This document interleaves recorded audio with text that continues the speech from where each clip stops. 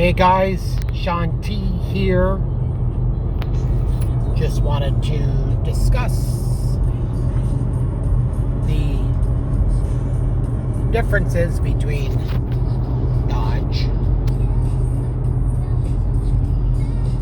Camaro, I should say, Challenger, Camaro, and Mustang. I've looked at all of them. I've driven all of them. And to be honest, at the end of the day, I am a diehard Mopar guy.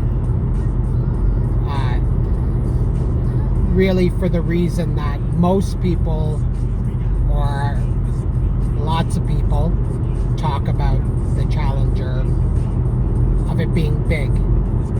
That's actually what I like about the car. It's a true 4-seater and 5 seats if the people in the smaller, the people in the back are small. At the end of the day, I like a bigger car. Mustang's a great car. Not a big Camaro fan, never really have been. Not a Chevy fan. Doesn't mean it's not a nice vehicle. Just I personally find I don't like the interior, and I don't like the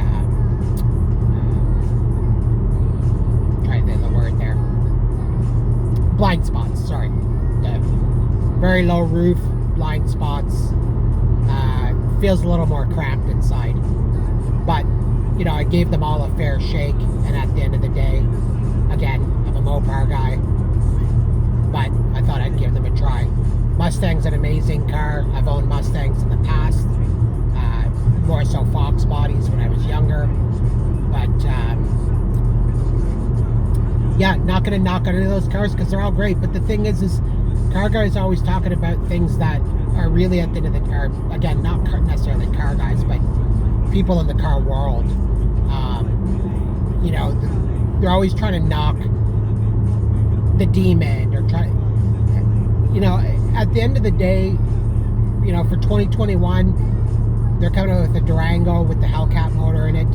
You know, Dodge, in my opinion, they're true muscle guys across the board.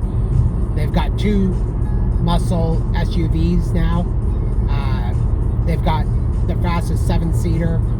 I believe one of the fastest 5-seaters for the Trackhawk. And, you know, just appreciate them for what they are. They're extremely fast utility vehicles in the Jeep and the Durango. And they're true muscle cars in the Charger and Challengers. And for the lucky Aussies out there, they get the 300 SRT8 still. But, you know, it all comes down to personal preference. Drive the cars, see what you like, what you don't like, you know, the advantages, the disadvantages. But for me, you know, comfort level,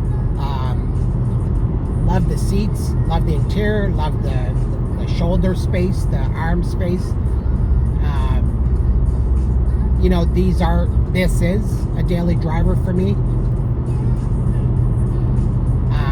I do have another vehicle that I drive mileage wise or whatever, but this is a daily driver slash, you know, car I enjoy. It'll go away in the winter. I'll probably put, you know, 10 to 12,000 kilometers on it per year. But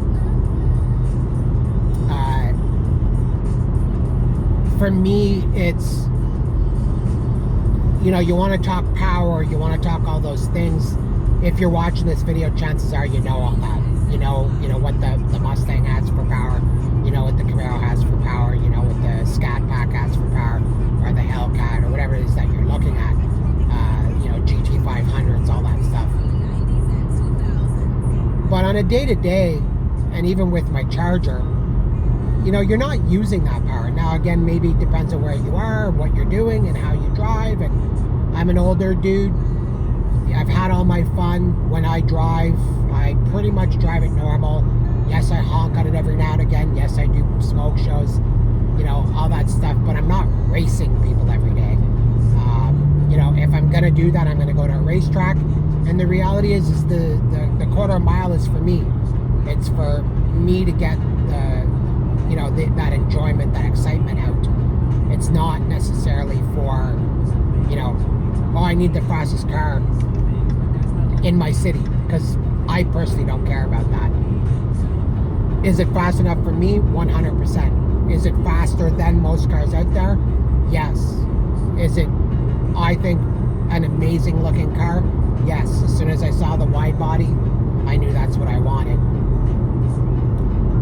But again, that all becomes personal preference. So as car guys, let's stop knocking cars and, saying they're shit and they can't do this and they can't. The reality is, you put some 305s all around, like on my car, on a Hellcat, and it's gonna handle decently. Now, is it a race car on a racetrack? Does it do the Nürburgring? And no, it doesn't. But it does wicked quarter of a mile. So if that's the car you're looking for, then that's the car you buy. You want a car that has both, then you buy a red eye, because Dodge has done that too as well. And then now they're coming out with their Street Pack, or whatever they're calling it, which is basically an 807 horsepower track car again, with some modifications. Again, go online, you'll see the car. But going back to that, enjoy the cars for what they are. Buy what you want. Enjoy what you want. Test drive them. See what makes you happy.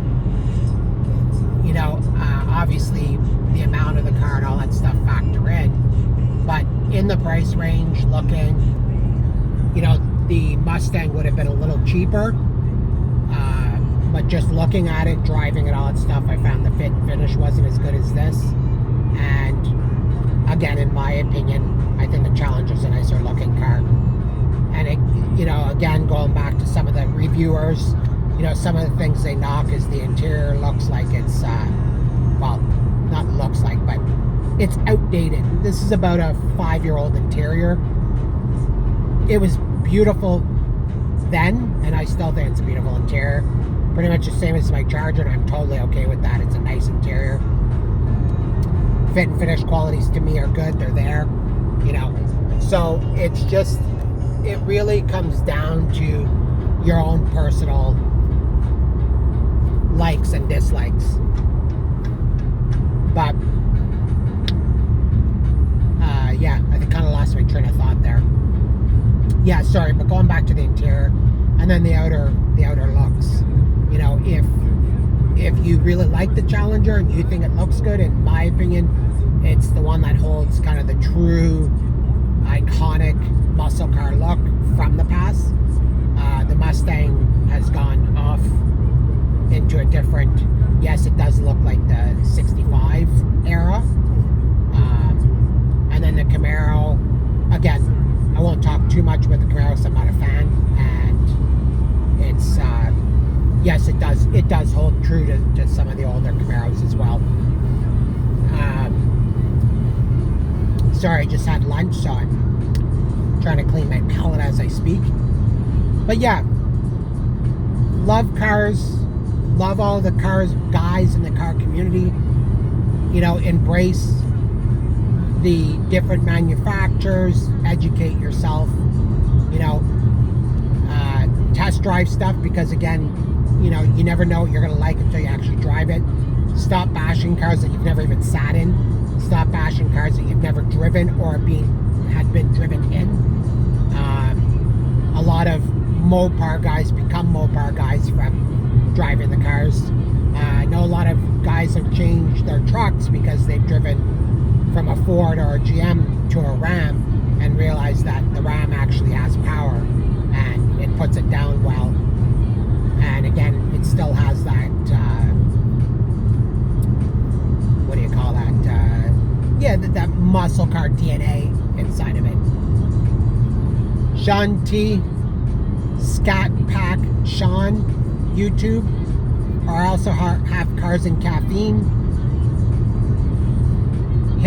Hit that subscribe button. Try to bring you more content. Have a great day. Peace out.